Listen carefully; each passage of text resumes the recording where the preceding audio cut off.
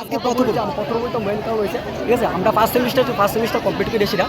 আমরা এখন second semester আসছি। ফার্স্ট সেমিস্টার কিন্তু আমাদের রেজাল্ট দেওয়া হয়নি, তো আমরা সেকেন্ড সেমিস্টার এসেছি।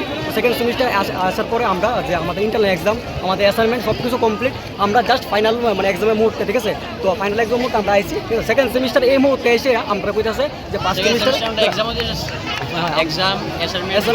আমি ইন্টারনাল এক্সাম দেওয়া হয়েছে, ঠিক আছে, সেকেন্ড সেমিস্টারে আমরা ফাইনাল এক্সাম দেওয়া হবে, ঠিক আছে, ফাইনাল এক্সাম আমরা দিব। এই মুহূর্তে আইসে আমরা ফার্স্ট সেমিস্টার রেজাল্টে কইতেছে যে আমরা নাকি ফেল, ঠিক আছে, আমরা বাড়ি করে কেউ মন্ত্র বিশ্বাস করছে না, ঠিক আছে।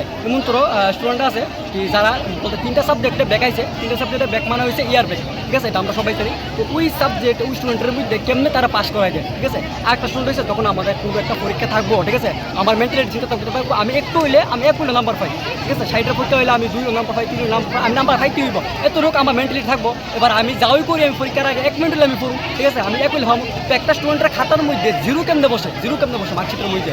তোমরা কোন কলেজে স্টুডেন্ট? টোটাল কয়টা কলেজ? হ্যাঁ, টোটাল এখানে কয়টা কলেজ আছে? মোটামুটি 5 থেকে 7টা কলেজ দিব, ঠিক আছে, 5-7টা কলেজ দিব। আর একটা কথা হইতে আছে যে ইউনিভার্সিটি স্পেলিং, এত বড় একটা সেন্ট্রাল ইউনিভার্সিটি, তো সেন্ট্রাল ইউনিভার্সিটির মধ্যে ইউনিভার্সিটি স্পেলিংটা কীভাবে ভুল হয়? ইউনিভার্সিটি স্পেলিংটা ভুল হইতে পারে। রেজাল্ট নিচে মার্কশিটের ভিতরে আমরা কলেজের নাম থাকে, এই নামে এই কলেজের নাম, কিন্তু আমরা স্টুডেন্ট হচ্ছি নামটা কলেজের, কিন্তু নাম আসে বিভিন্ন কলেজে।